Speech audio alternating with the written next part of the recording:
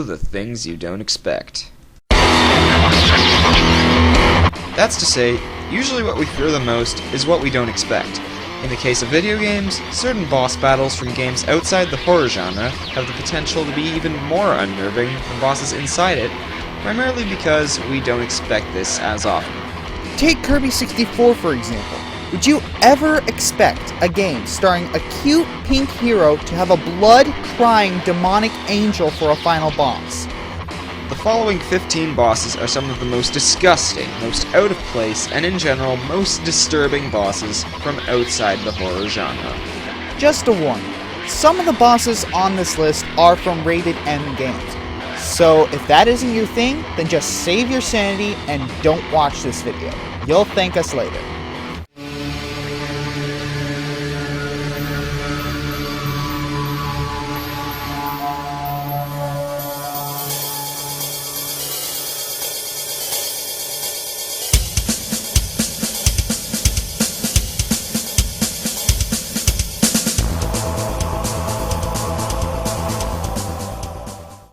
Wario World was weird. Most of its bosses were twisted or demented looking, but there's one in particular that we think deserves a mention. The Brawl doll is as strange as it is strangely disturbing. It already looks unsettling as it is, but it also has a haunting laugh, and its eyes glow in the dark. Let's not forget that its head spins. Exorcist, anyone?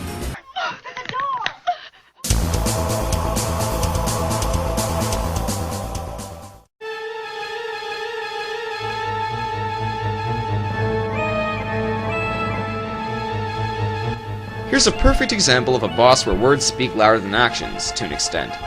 Queen Slug for a butt from Earthworm Jim's name speaks for itself. And no, we're not just talking about that name.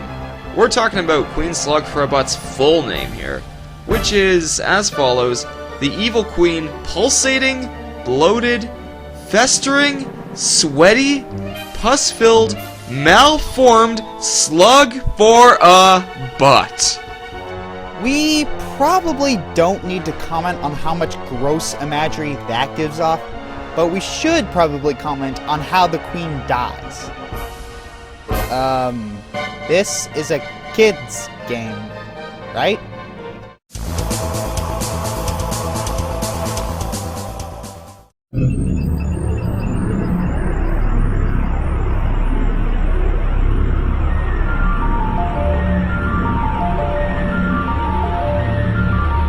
I've said it many times.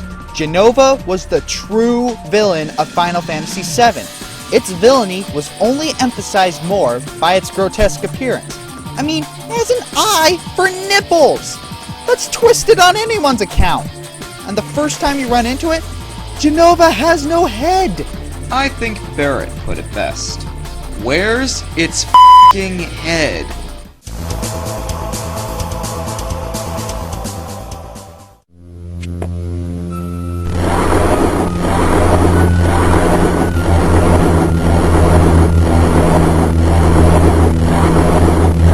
The build-up to the Nightmare fight from Metroid Fusion was huge, spanning a good chunk of the game. During several missions, we saw the silhouette of Nightmare in Sector 5, and it made us all wonder, what the hell is that? And ironically enough, we still said, what the hell is that, when we finally encounter this thing. Slime oozes down Nightmare's mask as it gets damaged, until its mask breaks and its hideous face is revealed. Creatures made of slime aren't exactly my cup of tea. And when an already hideous monster becomes even more hideous as the fight goes on, it ultimately amounts to a pretty horrific experience.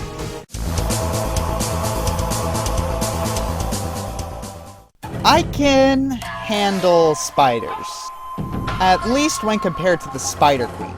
There's just something not right about a spider with an ugly face, zombie-like hands on the ends of its legs, and a rotten flower filled with eyes on its back. And in Japan, this thing is known as the prostitute spider. Yeah. Okami's developers knew this boss was disturbing. This boss's ghost comes back to haunt you later inside the sunken ship, and that level was already macabre enough as it is.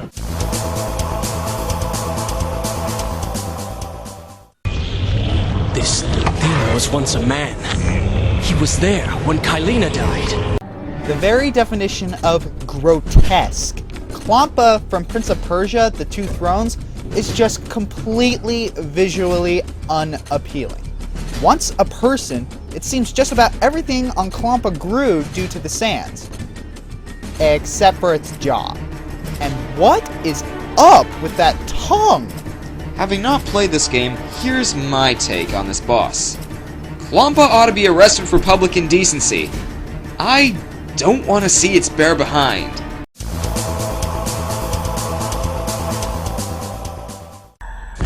I am Psycho Mantis. Yeah, we all know the story. Psycho Mantis reads your memory card, makes your controller vibrate to the point of moving, and you beat him by switching controller ports. But even then, Mantis still manages to be pretty creepy. Mantis insults your manhood and possesses Meryl, both of which are pretty out of place as it is, until he does the largest scale breaking of the fourth wall ever. Would you have ever expected this? Up until this point in the game, Metal Gear Solid was relatively serious. Besides that, I'm still disturbed by another few glaring awkward things about Mantis. I've always thought Mantis looked like he was wearing S&M gear aside from his gas mask, which, not to mention, hides his disgusting face. And I'm still hard-pressed to find out what the hell's up with those laughing portraits.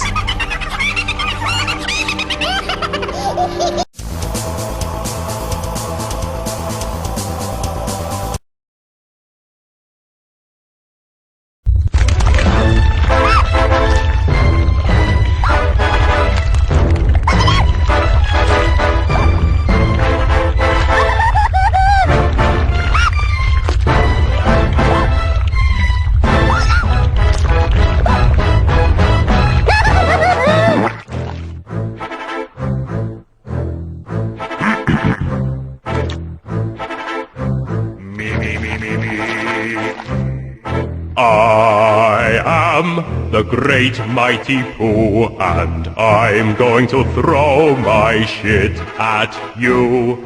A huge supply of tish comes from my chocolate starfish.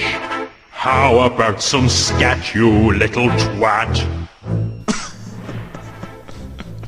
I really shouldn't be laughing, but this boss and Conker's Bad Fur Day in itself are just British humor at its best. Seriously, this boss is an opera-singing giant pile of poo.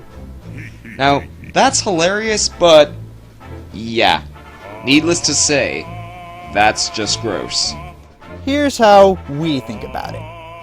Would you ever want to see your poo singing? Let alone singing about how it wants to throw pieces of itself at you. This thing is just wrong on so many levels.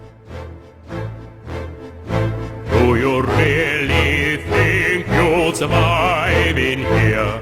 You don't seem to know which creek you're in. Sweet corn is the only thing that makes it through my rear. How do you think I keep this lovely grin? Have some more caviar.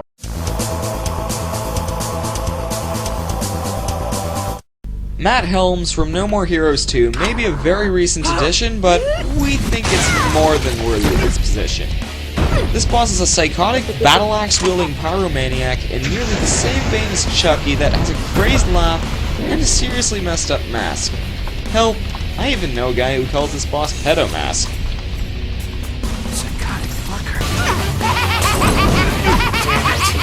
That's already strange enough, but Helms' morbid backstory just adds to his already disturbing nature.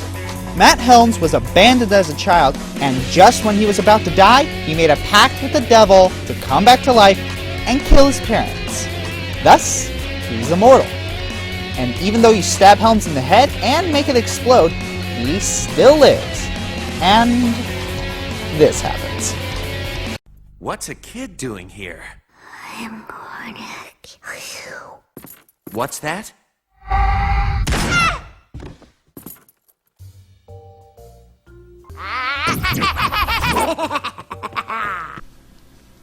Next!